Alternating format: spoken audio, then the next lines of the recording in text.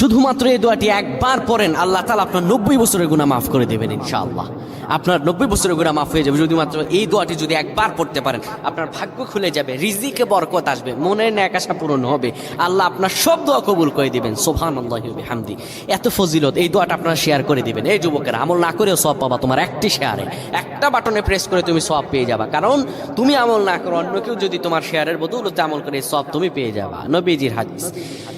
আমার ভাইয়েরা, আল্লাহর কাছে দোয়া করা, আল্লাহর কাছে দোয়া চাওয়া, এটি হলো মুমিনদের কাজ। আমার আল্লাহ বান্দাকে বলেন, বান্দারে উদউনি আস্তাজিব লাকুম, আমার কাছে চাও, আমার কাছে চাইলে আমি আল্লাহ তোমাকে দিয়ে দিব।